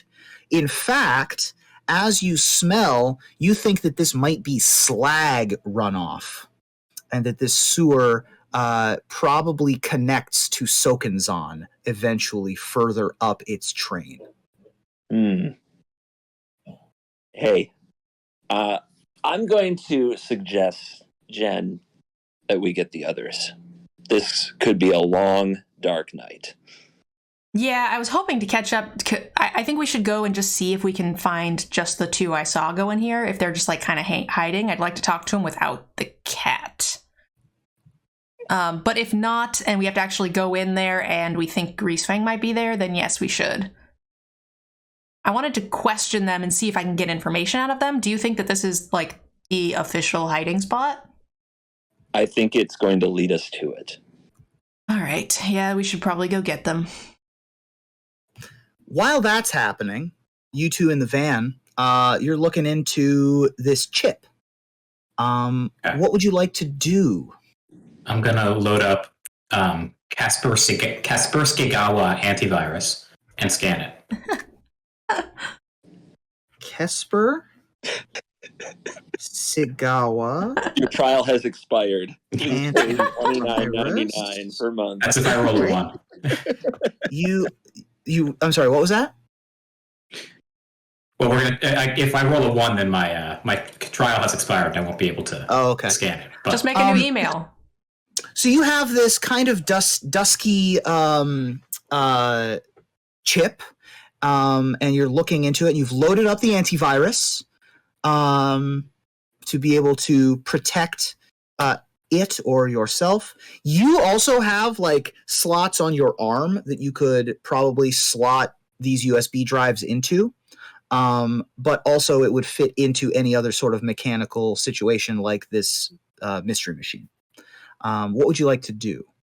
I've had bad experiences being taken over by computer viruses in the past. Let's put it in the mystery machine.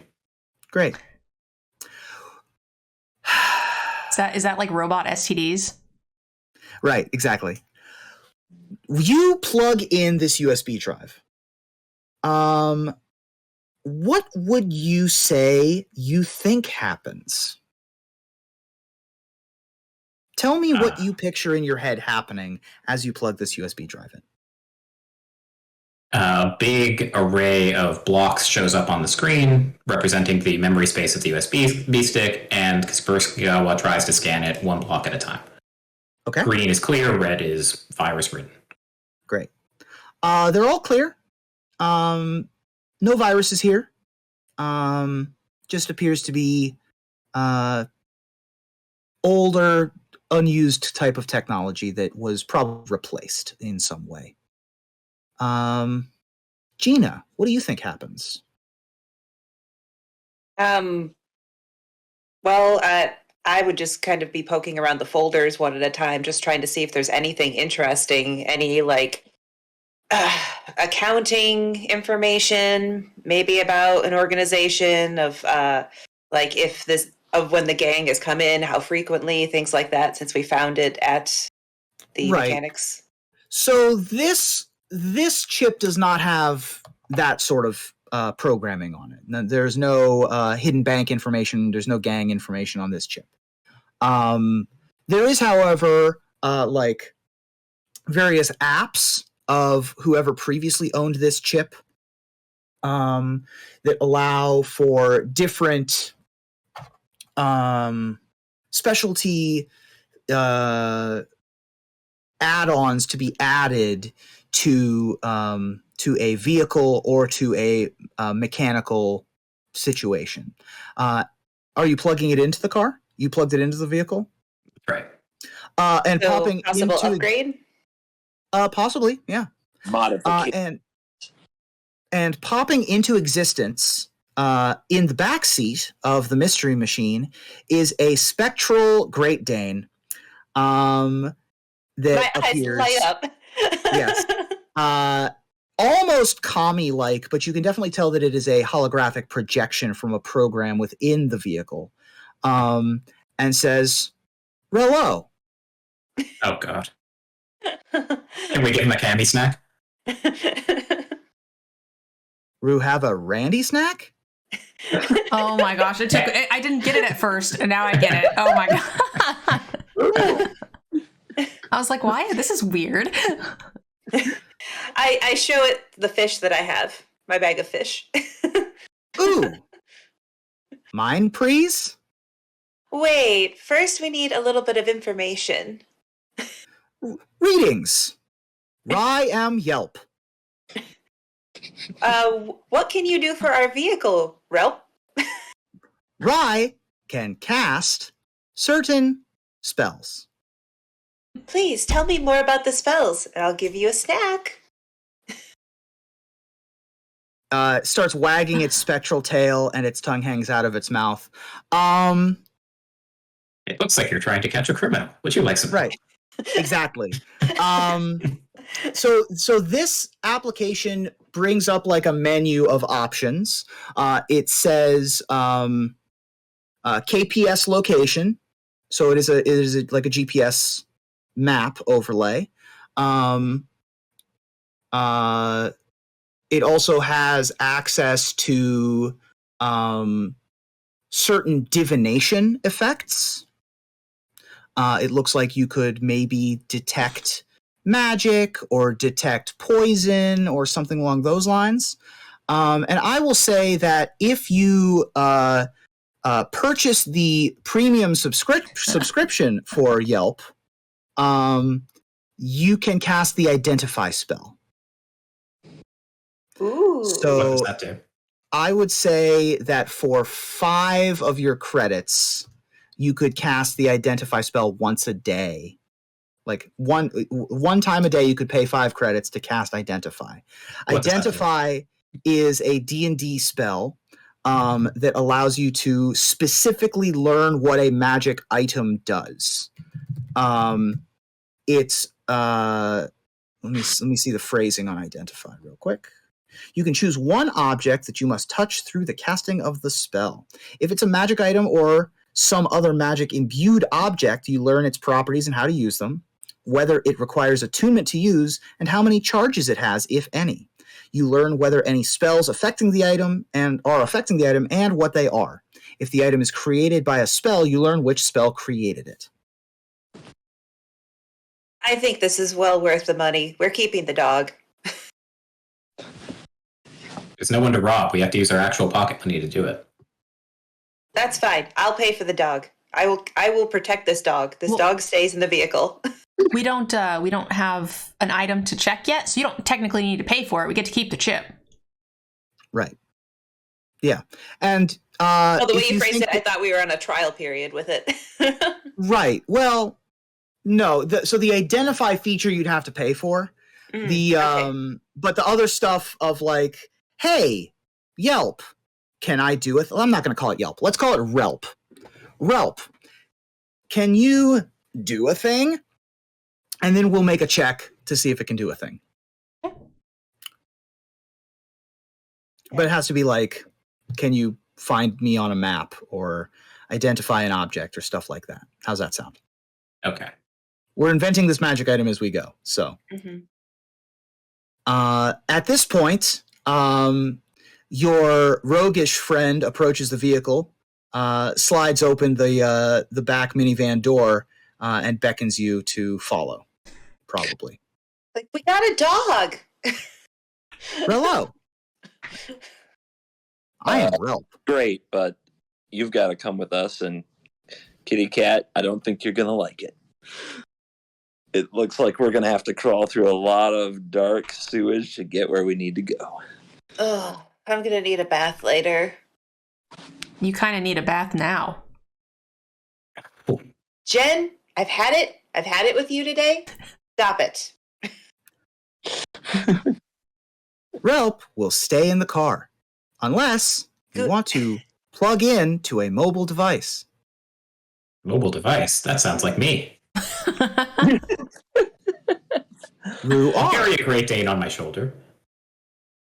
Airball, please take Relp with us. We never know if we'll have something that Relp can help us with. Nice. I'll look to Jen for a final decision on that. Yeah. Seems good.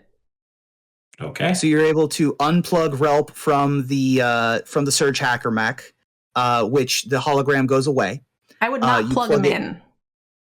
We don't want to be walking down this dark tunnel and have like a dog just start randomly saying shit. Put them in your pocket or something. Robot pockets. Do those exist? Sure. Yeah, you Probably can have a just hold it. compartment or something. I come equipped with a lot of storage. Or like the Cadillac robot. Great. So you're able to get back to the sewer. Great. And would you all like to go down into the sewers? I think time to go. Let's get the torch going, and I guess I should lead the way with the light. We have about 10 minutes feet of left dark vision in the too. show. Yes, I'm getting there. I'm wrapping it up. So you go down this circular maintenance shaft, led by Varian first, followed by... What's your marching order, you think? I'll go last. I'd go second. Okay. Third it is. So Airball third and Jen fourth. So you get to the bottom of this 50-foot of ladder, and it ends before touching the ground or what you perceive to be the surface of the water of whatever sewer system this is. The bottom of the ladder ends, and there is a rope ladder available to be unfurled and drop another 20 feet down to the sewer tunnel floor. It was not unfurled when you got here. It just is available. Interesting. So if somebody went ahead of us, they didn't use this. So it's already wrapped back up. Can I look side to side and see if there's like a hole where people could have jumped to get to and not had gone all the way down? Make a perception or investigation check. At disadvantage. Ooh, okay. I have Disadvantage for a couple reasons. +1. They tried to hide it, I guess. 7 and a 16. Okay. So we'll take the 7, which is an 8. It's been a few minutes since you saw them go down the tunnel, so they've had quite the head start. And and it is also quite dark and dank, and whatever footsteps or hints that they may have been here already have likely been washed away by the damp undercurrent here. So you do not see any proof of any sentient being or of any life presently in your vicinity. I was going to say, in my databanks, because I have knowledge of Kamigawa, maybe this is like the catacombs of Paris or something. Do I know a place around nearby a room where they might be trying to go for supplies or something? Interesting. I would say you would make a history check if you're trying to tap back into your memory warehouse. Okay, I have +4 to that. So 12 total. Great.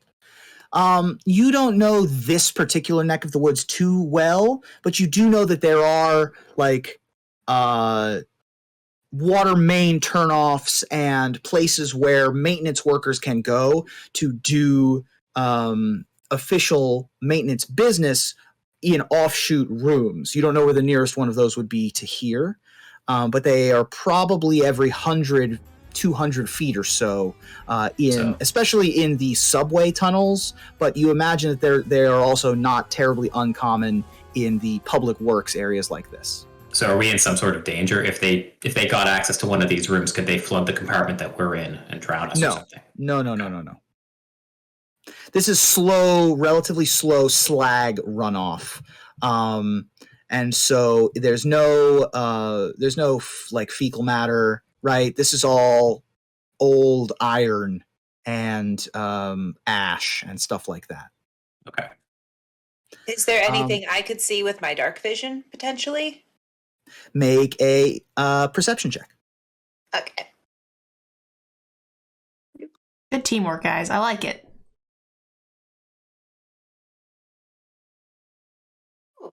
20. 20. My perception is +2. Oh, so it was a natural 20. Yeah. Okay. Yeah, I mean, it's been a while, right? So the whatever footprints there would have been are very tough to see. But with a natural 20, you're able to identify 2 sets of grimy boot prints on one of the side walkways that heads off in sort of upstream towards Sokenzan. And only heading one direction, not coming back to the ladder or anything? Correct. There is no current footprints beyond that. Although, as I mentioned, the footprints are washed away very quickly. Is this at the bottom after the rope, or was there something on the side before the... This is at the bottom. So there's the circular sewer, and you went down the ladder, and then on the sides there are like sidewalks, essentially. Okay. And then you said there's a rope that goes more. Directing. There's a rope the that goes... rope ladder drops continues. Okay. down from the iron ladder above. Yes. Okay. The 2 walkways is what I was trying to see if there was something before continuing to go down. Right. Okay. There's nothing else down. If that makes sense. Except for the rope that goes 20 feet down? The rope, so at the top of the tunnel, there's a rope that goes to the floor of the tunnel. Okay. But there's nothing below that. Okay, so we did go down the rope? I'm confused. I thought there was a ladder that went to a rope, and we stopped at the top of the rope. We did not? Oh, I thought you guys descended. Okay, that's fine. I totally did not know. My bad. That's why I was very confused. I was like, where are we? Yeah, I thought you guys descended. I guess you would have descended into like shin deep slag water. Okay. And then there are like 2 little walkways on the sides, and you're able to pick up 2 sets of footprints. All right. So there are some footprints on the walkway over there. We should go that way. Great. Thank you. Man, having you around is going to be more helpful than I thought. Nice to be appreciated. Is it the same walking order? I think so. Yes. I think that makes sense. All right. Varian in the lead, make a perception check for me. And then Bianca, second behind, you can make perception at disadvantage. I rolled a 4. Okay. +2. I've got I guess the disadvantage is a 5 +2. All right. You are meandering your way through the Undercity here when you are surprised, as it seems, that something is in the water. And as you walk past it, it gathers your attention and comes out of the water and is ready to attack. And it looks vaguely like a lizard, but it is made of metal. It is a sort of an iron crocodile-shaped thing, held together with magic and spirit energy, and it looks hungry. And I think that's where we'll cut for this episode. Okay, so we're going to be picking up the episode 3 with what seems to be a crocodile fight. Yes. Yay! How is everybody feeling? Our first time role players here. What do you guys think? That's a lot of fun. I think Ruben did a great job. Yeah. I'm glad you guys had fun. I'm excited that we adopted a dog. You did. Oh, yeah. You did adopt a dog. I have to give him a cami snack at some point. I'm excited to roleplay Relp. CGB, how you feeling? I had fun. I do have to go. Yep. Great. You can go ahead and take off, and we'll say goodbye to everybody. If you guys are watching this on the YouTube channel, we'll put links down below for you guys to check out content and Ruben's social media platforms if you guys enjoyed the show. Big thank you again to Cool Stuff for sponsoring this. Make sure you guys use the link and use code DGEN to let them know that we sent you and to help us get renewed for another show. And thank you guys again for watching, and we'll see you guys for episode 3. Bye, guys. See you guys. Bye. Bye.